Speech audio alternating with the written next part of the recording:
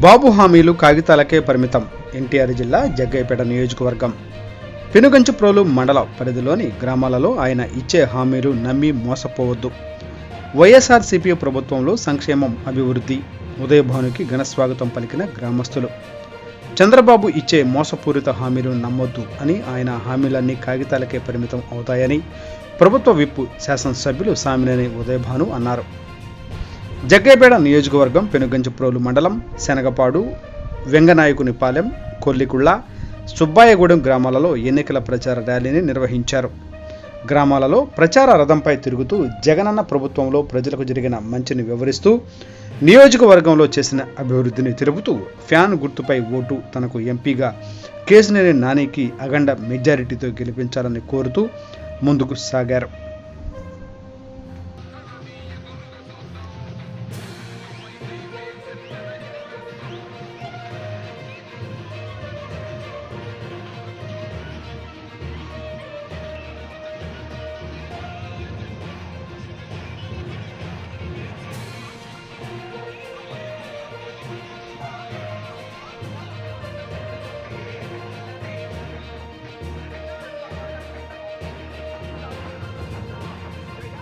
అమలు చేసిన వ్యక్తి జగన్మోహన్ రెడ్డి గారు.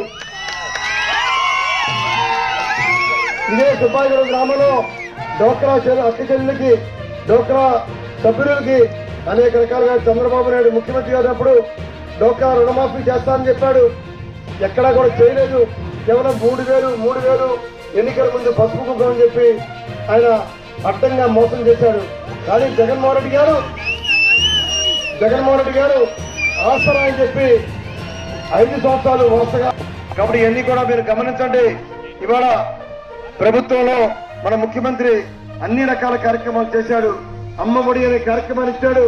అమ్మఒడి ద్వారా సుబ్బాయిగూడెంలో ఉన్న ప్రజానీకారికి వారి పిల్లలు బంగారు భవిష్యత్తు ఉండాలి. సుబ్బాయిగూడెంలో ఉన్న ప్రజలు ఎవరో విదేశాలకు వెళ్ళారంటే పెద్ద భూస్వాముల పిల్లలు వెళ్ళేవాళ్ళు, బాగా రైతుల పిల్లలు వెళ్ళేవాళ్ళు ఆలోచించండి.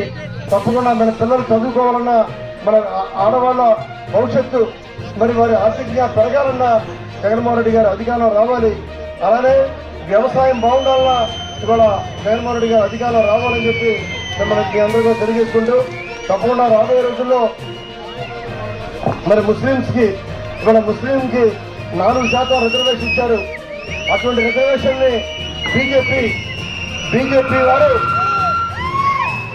వారు ముస్లింకి ఇచ్చిన రిజర్వేషన్ ని తొలగిస్తామని చెప్పి అమిత్ షా, నరేంద్ర మోడీ ఢిల్లీలో ప్రకటించారు. కాబట్టి ముస్లింలు అందరూ గమనించండి.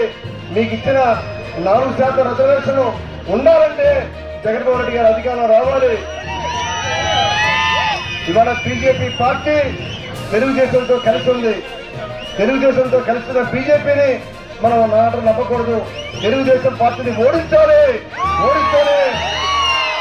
భవిష్యత్తులో ముస్లింకి 4% రిజర్వేషన్ ఉంటుంది. అలానే ముస్లింస్ కి మరి ప్రచార వాటికి రోడ్డు కావాలని అడిగారు. అటువంటి రోడ్డుని కూడా తప్పకుండా నేను ఏర్పాటు చేస్తానని చెప్పి తెలియజేస్తున్నాను. అలానే సుబ్బాయిగూడెం గ్రామంలో ఇళ్ల స్థలాల సమస్య ఉంది. ఇళ్ల స్థలాల సమస్య ఆ రోజు మనం ఇళ్ల స్థలాలు తీస్తే దాన్ని సచివాలయం బిల్డింగ్ కట్టారు. మరి ఆర్పీకే కట్టడం వల్ల అక్కడ స్థలం సరిపోలేదు. అప్పుడు కూడా ఎస్సీలు పిల్లలు, మరి బీసీలు సంబంధించిన వాళ్ళు, ఓసీలు ఆర్థికంగా వెనకబడిన వాళ్ళకి ఇళ్ల స్థలాలు ఇవ్వలేదు.